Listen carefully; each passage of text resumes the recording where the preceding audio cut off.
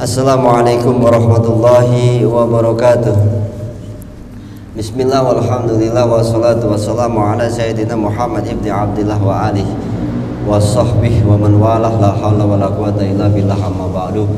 Ma'asyarul muslimin rahimakumullah, jamaah Majlis Ta'lim Az-Ziyadah yang dirahmati Allah Subhanahu wa taala. Puji syukur kita kehadirat Allah yang mana dengan rahmat hidayat serta taufiknya kita masih digerakkan hati kita untuk berkumpul di masjid ini. Mudah-mudahan Allah selalu memberikan keberkahan kepada kita semua. Salawat serta salam selalu kita haturkan kepada junjungan kita Nabi besar Muhammad sallallahu alaihi wasallam, dengan harapan agar kita semua, keluarga kita dan semua yang kita cintai bisa berkumpul kembali di yaumil mahsyar di bawah naungan syafaatnya baginda Nabi besar Muhammad sallallahu alaihi wasallam. Amin ya rabbal alamin. Seperti biasa sebelum kita mulai ta'lim, marilah kita membaca surat Al-Fatihah. Kita khususkan untuk barang kitab Syekh Abu Hamid Muhammad bin Ahmad Al-Ghazali, Waman syaraha fi sahajal kitab Syekh Muhammad Ihsan ibn Muhammad Dahlan wa sahibu hadal makum Zaid bin Muhammad Amin Muhammad Amin Muhammad Ali bin Radi Abdul Samad usulihi wa buruhi mizulukukin majmain Allah yafirullahu wa yarhamuhum wa yuri darajatim fil jannah wa yanida alaina min barakati ma'asura al-barim nafatim fi din wa dunya wal akhirah syai'un lillah wa lahumul fatiha. A'udzubillahi alhamdulillahi rabbil alamin arrahmanir rahim. Amin. Jamaah sekalian, kita lanjutkan pengajian kita. Minggu kemarin libur tahun baru ya. Yang terakhir sampai 200 berapa ya? 5. Sekarang 206.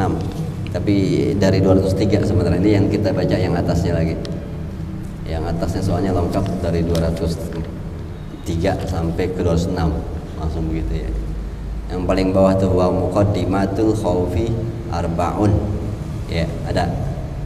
Muqaddimat yang kitab lain enggak ada ya.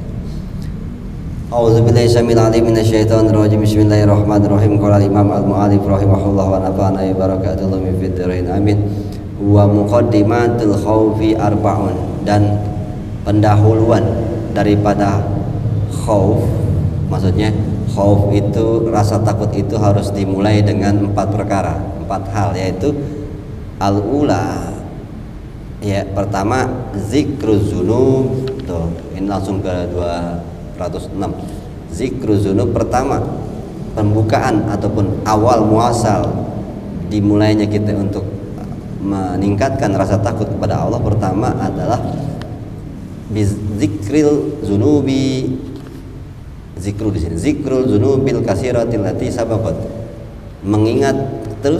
mengingat-ingat dosa-dosa yang banyak kita lakukan sebelumnya. Ya. Itu untuk meningkatkan rasa takut kita kepada Allah. Ya, diawali dengan gimana caranya? Pertama kita ingat-ingat terus. Ingat-ingat tentang dosa-dosa kita yang banyak. Ya. Udah banyak gede gitu. Banyak aja sih. Kalau gede harusnya udah bertobat gitu. Mengingat dosa-dosa kita yang banyak yang telah berlalu gitu. Ya. Ingetin terus dosa gitu. Jadi nggak ngerasa soleh ntar. Kalau kita kan, kalau kata Syekh Abdul Qadir Jailani begitu. Ya, kalau orang lagi benar dia biasanya jadi bangga diri. Ya, ngerasa benar. Maka itu gimana caranya kalau kita lagi benar jadi nggak bangga diri, ingat akan dosa-dosa kita. Gitu. Ya. Kalau dihitung juga banyak dosa kita mah benernya. Gitu. Kalau kita benar banget ya, karena ada orang yang benar banget Ramadan. Gitu. Udah kayak jalan di atas air, udah ngambang banget. Orang puasa malamnya dia tarawih, ya, terus baca Quran, hatam. Bener banget. Baru sebulan. Kalau kita ingetin dosa kita kan 11 bulan banyak itu. Jadi kalau kita ibadah mulu ingetin dosa-dosa kita. Kenapa? Itu menghindari kita bangga diri. Ya.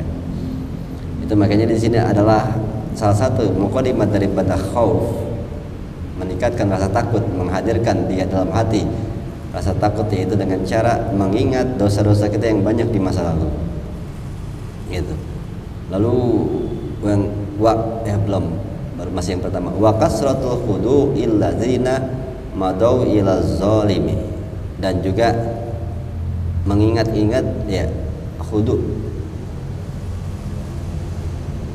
ya, yang dimana banyaknya persengketaan, pertikaian, ya, alazim atau lazolim yang masih berlangsung terhadap orang lain, yang sampai sekarang masih orang itu terasa teraniaya. Kita pernah zolim sama orang, ingat itu ya, persengketaan, permusuhan, ada pertikaian yang sebenarnya sampai sekarang jadi nggak pernah ketemu lagi. Padahal bukan berarti nggak ketemu, nggak ada masalah. Karena pada masalah terus nggak ketemu, udah sebenarnya kita masih ada penzoliman, penganiayaan, dan persengketaan. Atau yang dibahasanya kita ingat-ingatin tentang dosa-dosa kita masa lalu yang dimana kita zolim sama orang gitu. Kalau menyakiti perasaan orang lain terus kita tinggal, itu dosa, itu zolim gitu. Biasanya temu di kereta gitu kan, kenalan 2 minggu 3 minggu terus dia cinta, udah tinggal tuh nggak butuh lagi gitu. Ini yang ya mungkin yang pernah pacaran kita ya dulunya sering menzolimi hati orang lain, mempermainkan perasaan orang. Kalau Arif kan dipermainkan terus, dia yang dizolimi kan. Arif Sandy itu kayaknya dia nggak datang dizolimi. Ya, itu yang sering kita banyak hal-hal yang kita kadang-kadang kita lupain begitu aja. Padahal semua itu boleh kita lupain, tapi pas di padang mahsyar nggak lupa. Kenapa? Di padang mahsyar kita diingetin semua tentang kesalahan kita, seakan-akan itu baru hitungan menit. Jadi semua yang udah 20-50 tahun gitu, itu diingetin semua, bahkan kayak kita baru tadi melakukan, baru semenit gitu. Jadi sekarang jangan kita coba-coba lupa-lupain dengan kesalahan-kesalahan kita. Ya kalau lupa itu makanya bahaya, makanya usahain inget mana yang salah.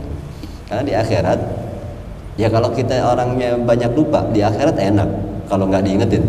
Kamu pernah menzamin, oh ya Allah saya lupa, gitu. Kamu pernah, oh saya nggak inget lagi, lah nggak bisa dituntut.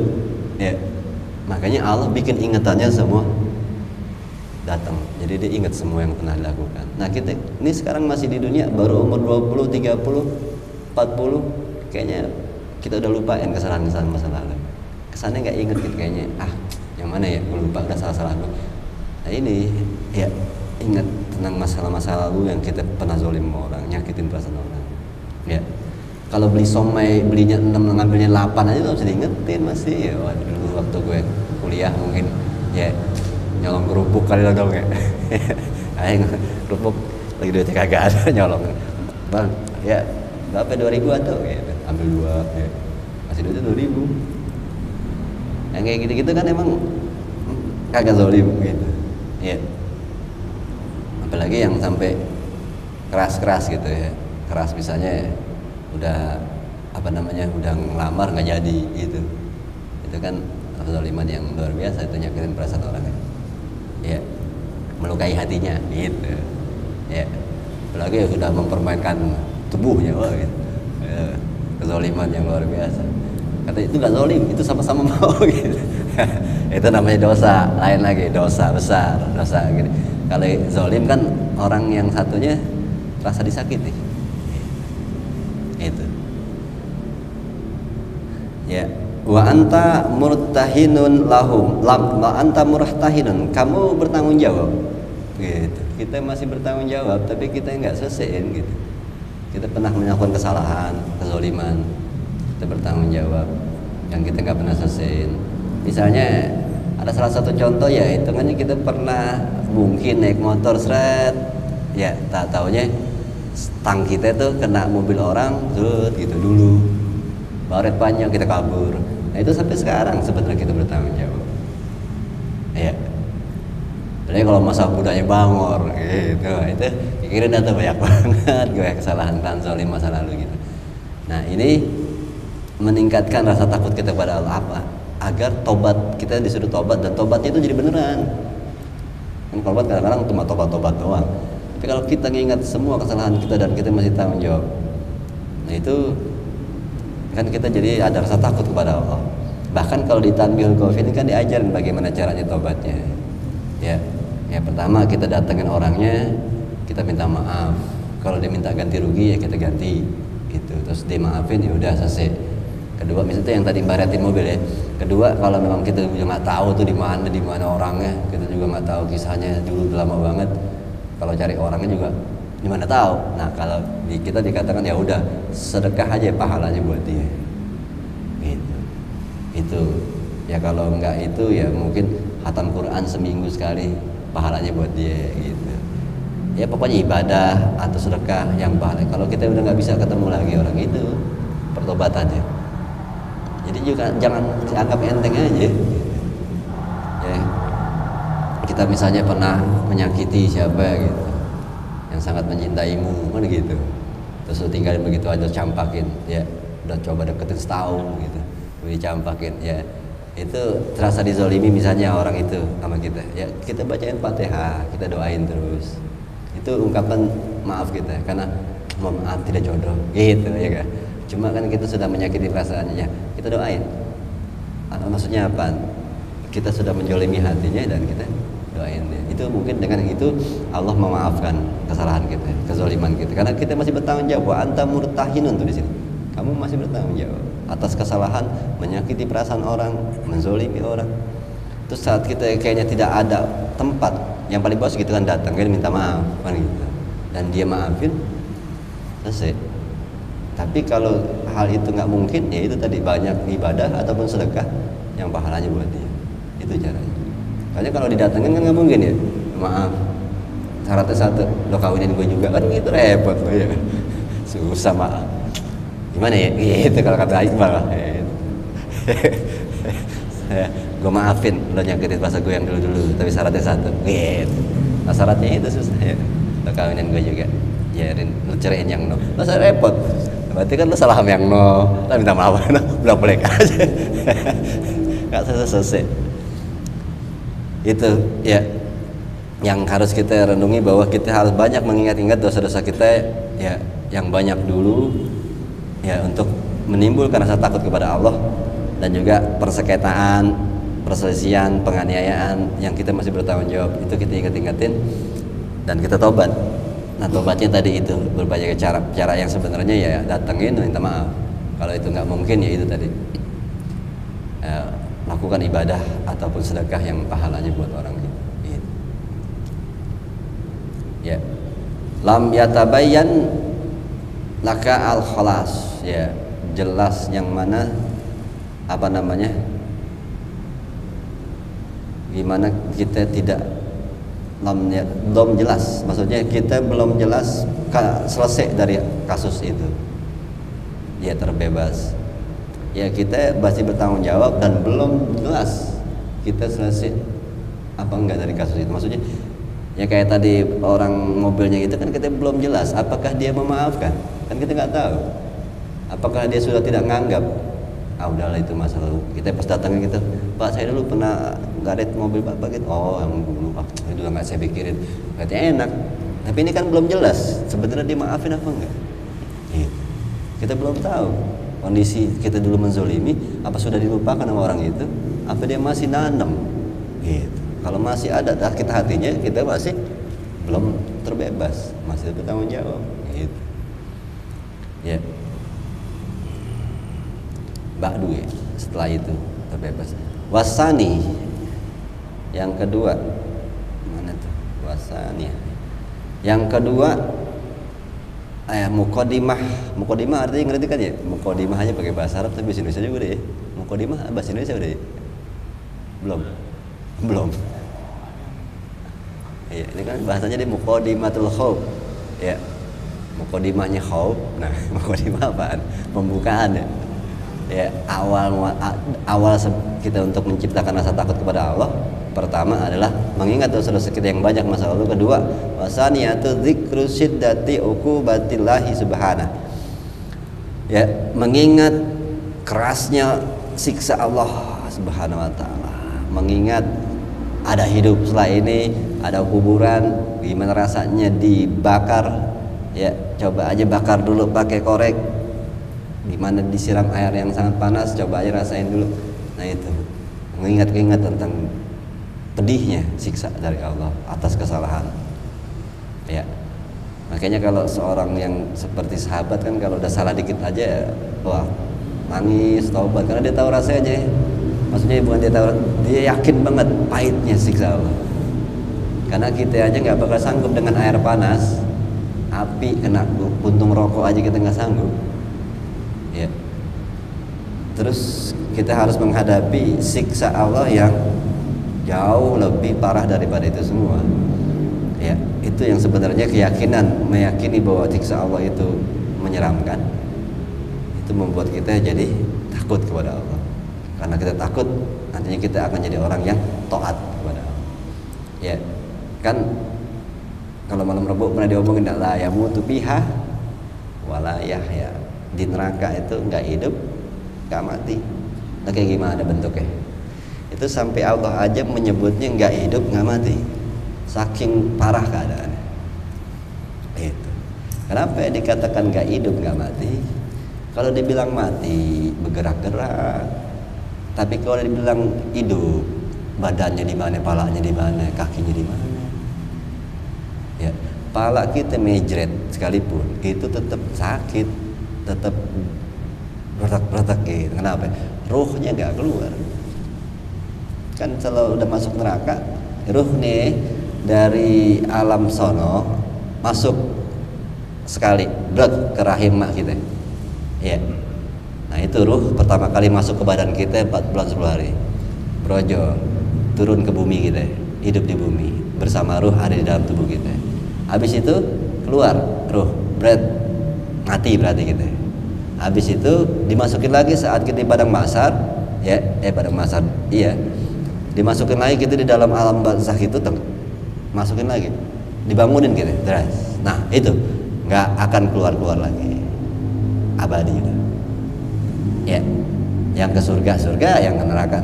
Tapi ruh tidak akan pernah keluar.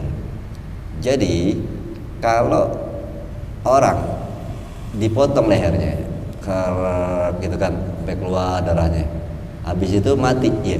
Kenapa mati? Karena ruhnya keluar. Tapi kalau bisa digorok sekalipun ya sampai darahnya keluar terus, dia nggak akan mati dan terus kesakitan kalau ruhnya nggak keluar. Jadi yang membuat jasad itu nggak bergerak lagi karena rohnya keluar. Ya.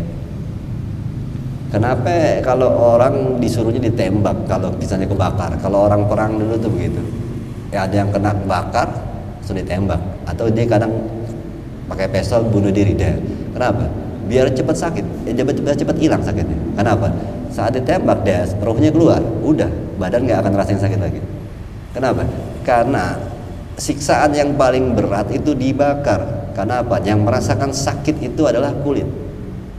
Jadi kalau kebakar itu jantung masih ngompak, roh karena masih jantung ngompak, kesarap, roh belum keluar soalnya.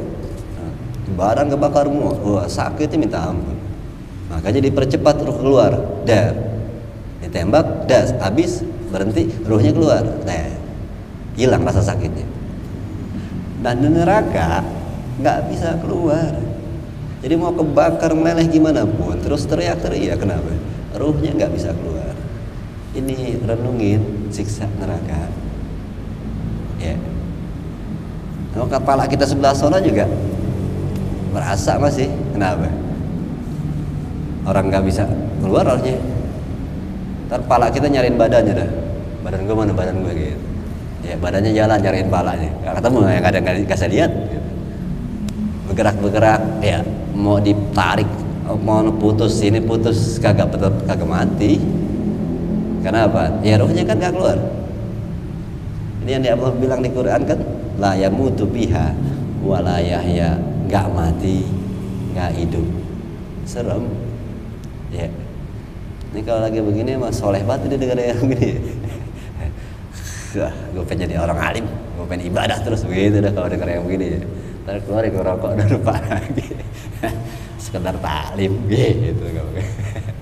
Ya, ini yang harusnya kita ngaji nggak? Ya begitu, emang disimpan di sini, masukin. Biar kita kalau lagi mau berbuat nggak benar ingatnya yang begini. Ya, agar rasa takut kita timbul kepada Allah. Ya, ini dikatakan sidati uqubatillahi subhanahu, mengingat tentang kerasnya, pedihnya, sakitnya siksa Allah allati la taqatalak, yang mana nggak bakal sanggup lah kalau kotalah kamu atas hal itu. Gitu. Yang mana nggak bakal sanggup kamu akan hal siksa itu. Ya. Ya kenapa begitu? La quwata, maksudnya nggak ada kekuatan bagi kita untuk menghadapi siksa yang pedih itu, nggak akan sanggup. Ya. Bahkan kalau di suatu riwayat definisi siksanya Allah bagaimana rasanya, seperti apa pedihnya, Nabi cuma, karena sulit digambarkan, Nabi cuma memberikan analogi doang gitu, analogi yang perumpamaan lah, yang membuat kita mikir dah tuh seperti apa sih siksanya.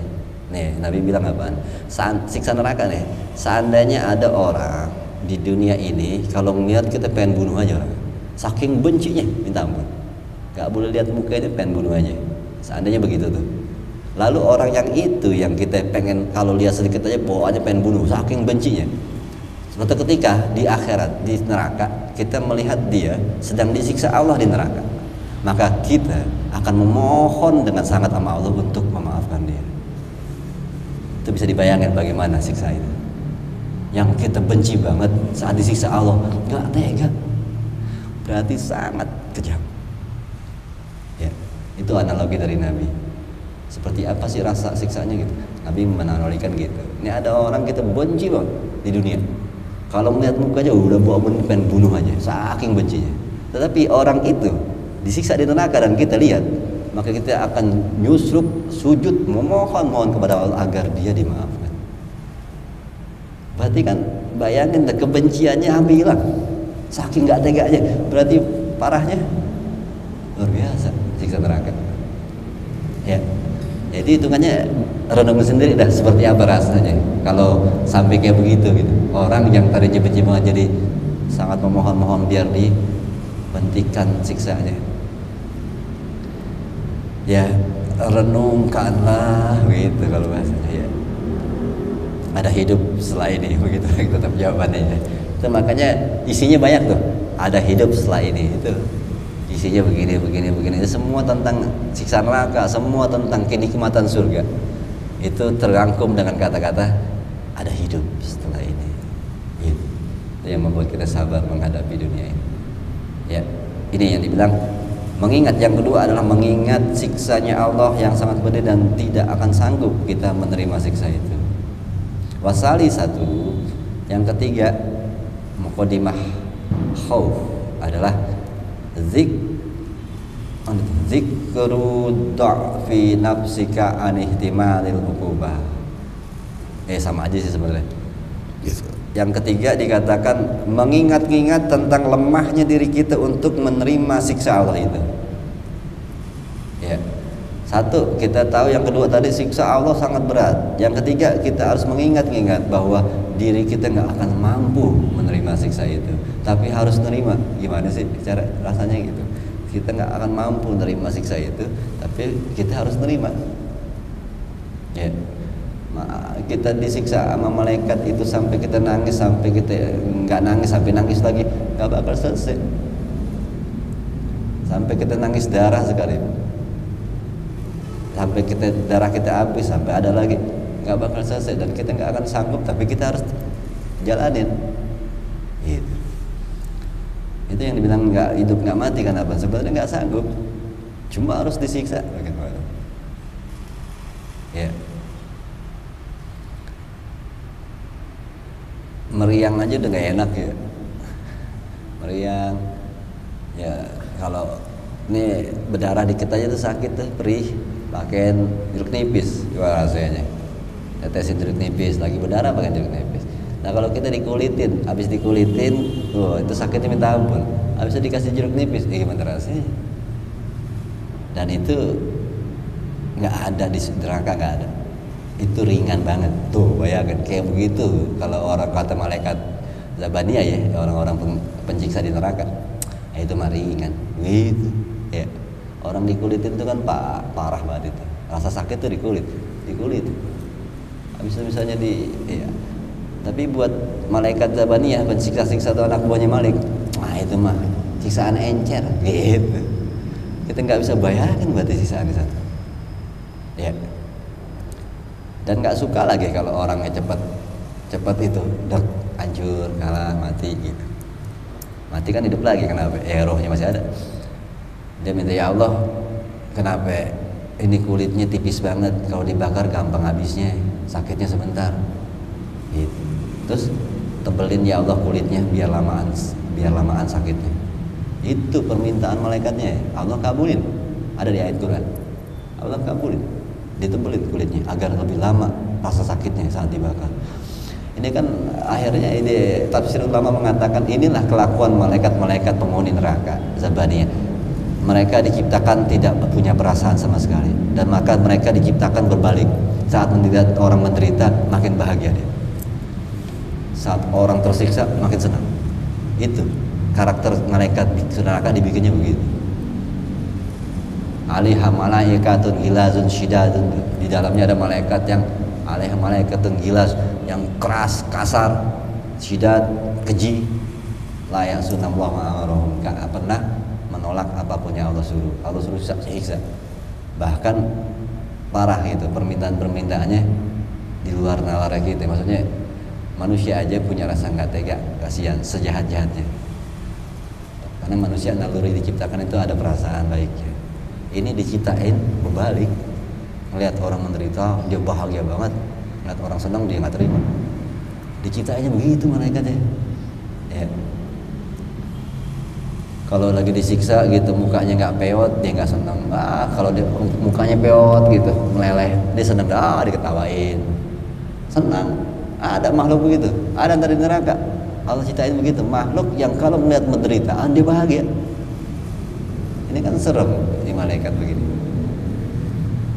Ya kalau nggak percaya ntar ketemu, jangan sih.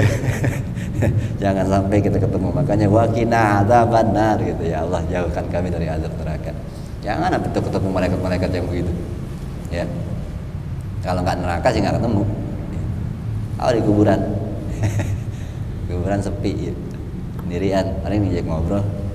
Ya, diketok dah sama palu. Dar gitu. Ya kalau getakannya itu kita dengar suaranya, manusia misalnya alamnya disatuin, pecah kuping gitu. Nah itu yang digetok. Itu kedengar suara getokannya. Itu kalau kita bisa dengar pecah kuping gitu. Saking lebih kenceng daripada geledek. Pertanyaannya yang digetoknya gimana? Makanya ntar kuburan ada tuh malaikat begitu, malaikat yang Zabaniyah juga yang matanya biru, jubahnya dan sayapnya hitam. Kerjanya nyiksa aja, bawa palunya ya segede langit bumi. Palu apaan gitu ya. Ya begitu dah. Tapi kalau buat orang-orang soleh, mereka datang dengan muka yang baik gitu. Yang penting kan gimana caranya soleh ya. Soleh gimana caranya? Ya jauhin segala maksiat. Kecintaan kepada dunia adalah sumber segala kesalahan. Ya, ntar ada nih, masih panjang sih. Warabi'atu, yang keempat adalah muqaddimah daripada khauf, zikru qudratillahi ta'ala alaika mata sya'a wa kaifa sya'a. Mengingat tentang takdir dari Allah, kemauan Allah, ya, kuasa Allah, yang mana Allah suka-suka dia kapan kita mau diambil, kapan enggak. Ini ya suka-suka dia kita mau dimatiin kapan, kita mau dihidupin apa enggak. Ya ini harus kita punya rasa takut. Wal mautu ya'ti baktatan gitu. Mati itu datangnya tiba-tiba. Ya. Oke, itu disuruhnya kumpulin amal. Wal kubru sundukul amal tuh. Kuburan itu adalah kotak amal. Makanya kita kumpulin ibadah kebaikan buat ditaruh di kubur. Kenapa? Karena kita nggak tahu kapan matinya. Datangnya badadakan. Nah, kalau belum kumpul tuh dana buat di kuburan, kita udah mati gimana? Ya. Ya kalau orang misalnya mau berangkat ke luar kota ataupun ke Amerika atau misalnya ke pergi haji atau apa acara lah gitu. Tapi nggak ketahuan dalam tahun ini kita berangkat begitu. Ya, siapin dana deh. Nah karena nggak tahu kapan berangkatnya dalam setahun itu pasti kan cepet-cepet ngumpulin, takutnya bulan depan kan gitu. Ya paham nggak? Makanya kalau karena kita nggak tahu nih dalam bulan tahun 2023 ini kita akan berangkat ke Turki gitu, siapin dah duitnya. Tapi nggak dikasih tahu tanggal kapan, bulannya kapan, ntar waktunya berangkat.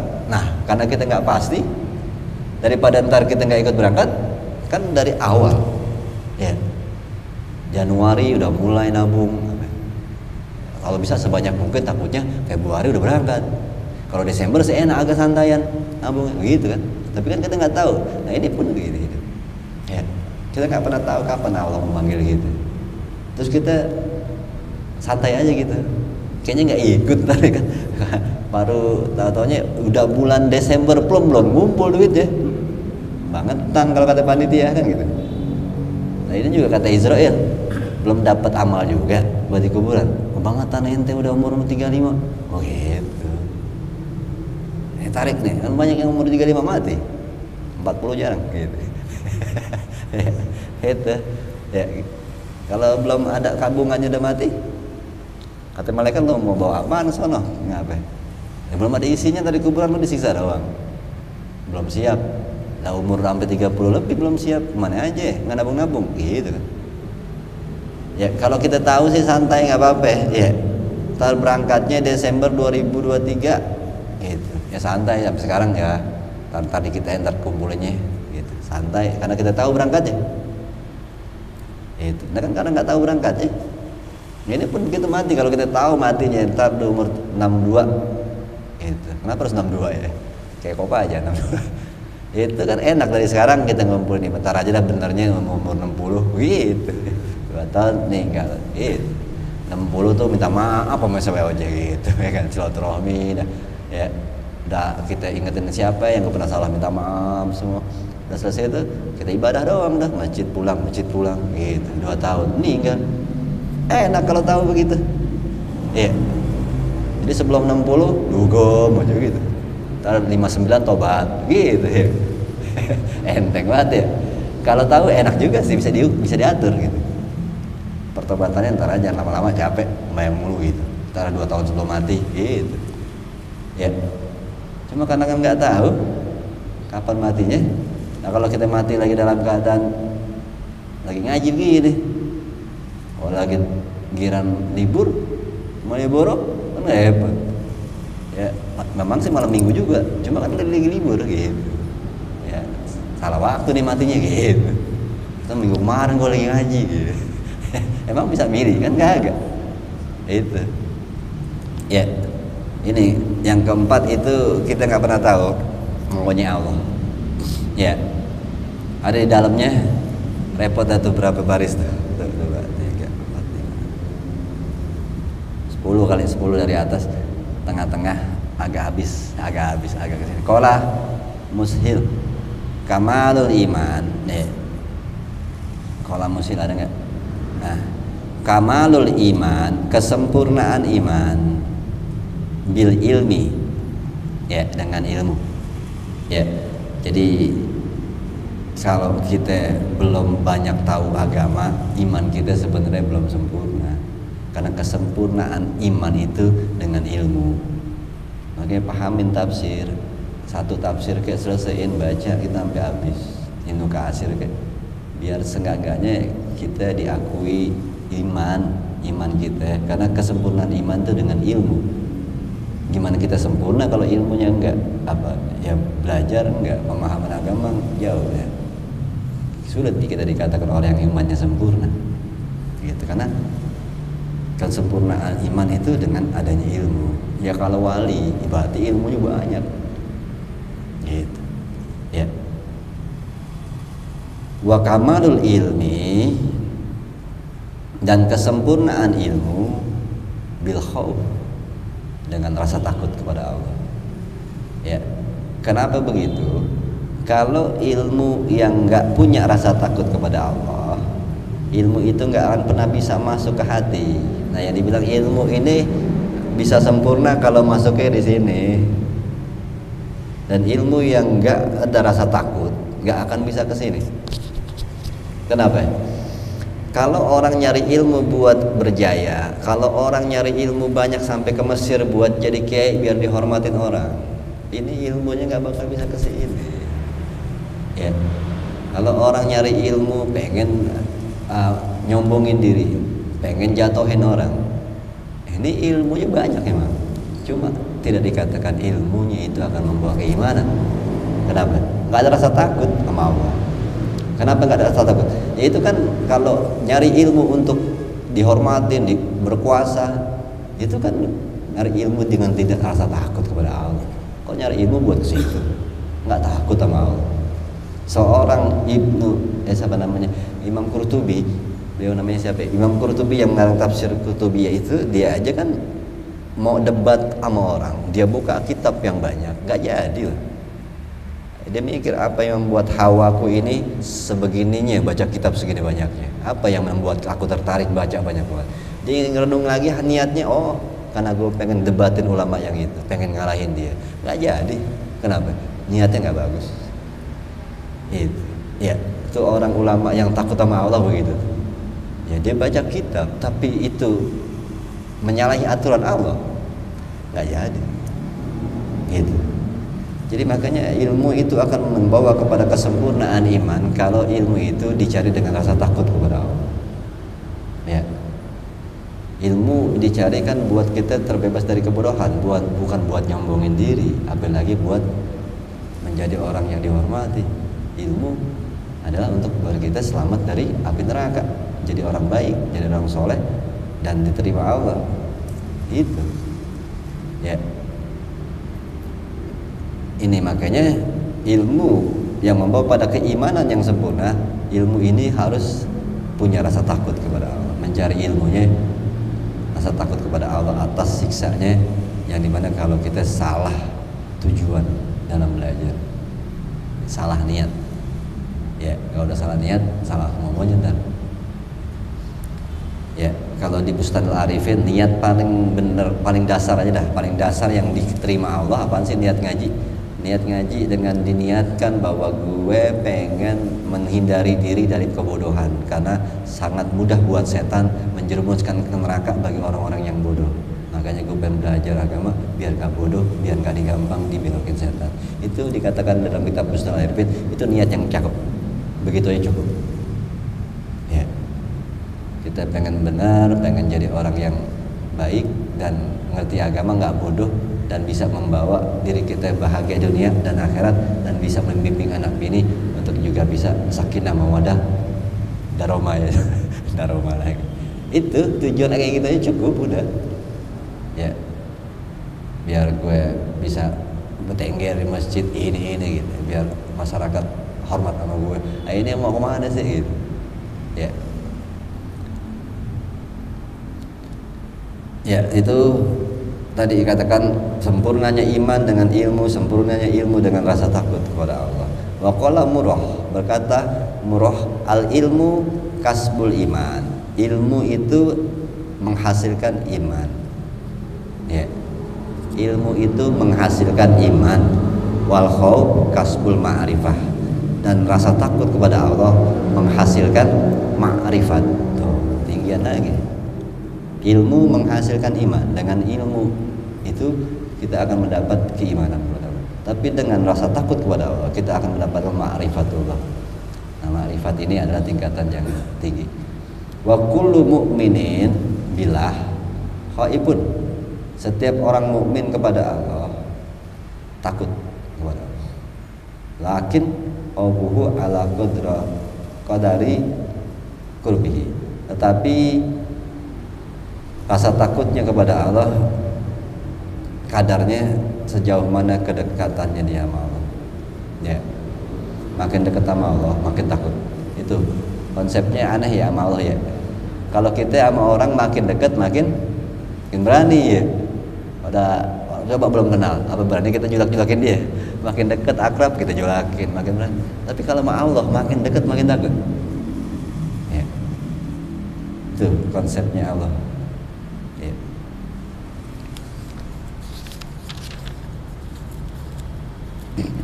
Balik lagi halaman 208 tuh.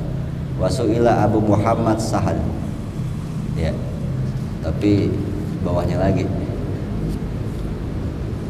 wal ispaku wa azhudu wa kana yaqulu. Sebenarnya Abu Muhammad Sahal itu bawahnya lagi yaqulu. Abu Muhammad Sahal ada gak? Ada ya, itu 2, 3, 4, 5 dari Abu Muhammad Sahal. Az-zuhdu, koma, wa kana yaqulu. Ya, mudah-mudahan ketemu. Dukhulul khaufu ala jahili yad'uhu ilal ilmi. Masuknya rasa takut kepada orang bodoh. Orang bodoh ini punya rasa takut kepada Allah, itu akan membuatnya punya ilmu. Ya. Orang bodoh kemasukan rasa takut kepada Allah, akhirnya dia mau ngaji. Itu makanya dukhulul khauf, masuknya rasa takut kepada orang bodoh akan membuatnya mengajak, yad'uhu, akan membawa dia menuju kepada ilmu. Ya, memanggil dirinya untuk ngaji. Akhirnya kan dengan ngaji dia punya ilmu. Ya, ada kan orang kalau melihat atau tabrakan orang mati atau apa, atau kejadian orang dikuburin, tahu-tahu dibuka lagi mukanya hancur-hancuran, takut tuh dia. Ini orang bodoh takut. Akhirnya apa? Besok gua ngaji ya besok tuh. Ya. Rasa takut yang datang kepada orang bodoh akan mendorong dia untuk nyari ilmu, ngaji. Ini kita orang bodoh tuh bagaimana? Kagak nih orang pinter, ini lagi menambah ilmu gitu. Ya, yang kedua, wadukhuluhu alal alim. Nah, ini kita udah alim kali. Nah, yang kedua kali. Dan masuknya ya, rasa takut kepada alim, orang yang berilmu. Itu udah nih yang kita berarti. Tadi bukan bodoh. Masuknya rasa takut kepada orang yang berilmu itu yad'uhu ila zuhud, akan mengajak dia, mendorong dia untuk kepada zuhud di dunia. Harusnya berarti kita belum alim nih. Ya, alim kan orang yang punya ilmu agama. Orang yang punya ilmu, ya, rasa takut kepada orang yang mempunyai ilmu akan mendorong dia kepada zuhud terhadap dunia. Nah, kalau kita belum zuhud, berarti belum punya ilmu, masih yang bodoh tadi. Ya. Zuhud ngerti kan? Tidak banyak mencintai keinginan-keinginan dunianya. Ya, itu orang alim. Ya, orang yang punya ilmu akan diajak atau dipanggil dengan ilmunya itu. Dengan rasa takut yang ada dalam dirinya membawa dia kepada zuhud, kepada urusan dunia. Gitu. Wadukhulul al-amil. Ya. Masuknya rasa takut kepada orang yang rajin ibadah. Ada kan orang yang rajin ibadah ilmunya kurang. Banyak ya. Ngaji kagak tapi ibadah. Ya. Tapi nggak apa-apa sih. Misalnya dia cuma tahu sholat 5 waktu, itu sama baca Quran. Nah, itu, baca Qurannya udah benar, sholat 5 waktunya juga rukun sholatnya benar. Dia sholat aja mah baca Quran, nggak nambahin ilmu lagi. Yang penting gue udah paham baca Quran, gue sholat bisa. Jadi sholat baca Quran, ibadah terus di puasa. Itu ilmunya segitu-gitunya tapi efektif. Jadi yang dibilang amil, orang yang mengamalkan ilmu. Ya. Nah, orang yang kayak gini, rasa takut masuk kepada dirinya akan mendorong dia, memanggil dia kepada ikhlas. Oh. Dia akan didorong untuk ikhlas melakukan amal itu kalau punya rasa takut kepada Allah. Ya. Faqad saral khawfu yuslahu lil kafar. Dan sesungguhnya jadilah rasa takut itu baik untuk semua kalangan. Ya. Rasa takut kepada Allah ya. Rasa takut akan siksa Allah. Itu sebenarnya baik buat semua orang tuh. Orang bodoh jadi punya ilmu. Orang pinter jadi zuhud. Orang tukang ibadah mulu jadi ikhlas. Tuh. Yang namanya rasa takut kepada Allah masuk ke sisi apapun menjadi baik. Itu is dukhuluhu al am yakhrujuhu al haram. Karena apa? Ada lagi nih yang terakhir, masuknya rasa takut kepada manusia umum, maksudnya umat Islam secara umum, masuknya ada rasa takut di kita misalnya, itu akan membuat kita keluar dari apa-apa yang haram. Ya kan? Itu makanya baik buat semuanya rasa takut. Bahkan buat orang umum muslim, saat ada rasa takut sama neraka, akhirnya kita jadi jauhin yang haram. Gitu. Ini yang dibilang rasa takut itu luar biasa, masuk kemana aja itu jadi baik. Paham ya? Gitu. Lalu waduhuluhu alal khos, ya dukhul ya. Ini khos, kalau khos orang-orang khusus dah. Dan masuknya rasa takut kepada orang-orang khos. Orang khos ini maksudnya orang-orang khusus, ya singkatannya wali lah, wali, ulama. Ya orang-orang kayak gitu kalau masuk rasa takut kepada mereka, ya dukhulu fil wara'. Ya, dia akan masuk ke dalam kewaroan dan kezuhudan. Wara' ini udah tingkatannya tinggi dah. Ya sangat. Waro ini yang namanya subhat aja nggak dimakan sama dia. Ya. Makan satu piring halal, dia mas setengah. Oh gitu udah. Ya susah ya. Yang kan bukan kita ini khos, orang khos. Ya. Andi kali bisa. Khos deh. Khos pakai HOST ya. Khos. Ya itu yang dibilang katakan luar biasanya rasa takut yang hadir di dalam hati kita, baik ke sisi mana aja. Ya, wa qala aidan, beliau juga mengatakan gini, ini Abu Muhammad Sahal. Beliau juga mengatakan al ikhlasu faridatun. Ikhlas itu faridah. Faridah itu artinya kalau bahasa kita wajib, fardu. Ya, enggak dikerjain dosa. Ikhlas tuh. Ngeri ya. Kita ibadah enggak ikhlas dosa. Karena ikhlas itu fardu. Fardu itu di atas wajib. Gak kerjain dosa. Ada kata ibadah kita gak ikhlas dosa. Ya makanya dikatakan al ikhlasu faridatun la tanalu illa bil khauf. Ikhlas itu fardu dan tidak bisa kita ikhlas kecuali dengan rasa takut kepada Allah. Ini yang harus ditingkatkan. Kenapa? Allah kan marah kalau kita nggak ikhlas.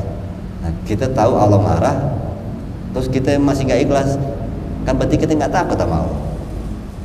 Makanya dengan gue takutlah Allah marah, karena Allah nggak bolehin kalau nggak ikhlas, karena dia takut sama Allah, akhirnya dia ikhlas. Ya. Terus kalau kita masih nggak ikhlas, berarti kita memang belum takut kepada Allah. Kenapa nggak takut? Karena Allah nggak bisa kita lihat. Kita cuma dengar, kita cuma tahu bahwa Allah Maha Perkasa, Allah Maha segalanya. Cuma itu kayaknya kita diyakini. Ya. Padahal kalau kita ke tempat-tempat yang besar-besar gitu, itu harusnya kita tahu bahwa Allah ada dan sangat perkasa. Besar-besar maksudnya apa?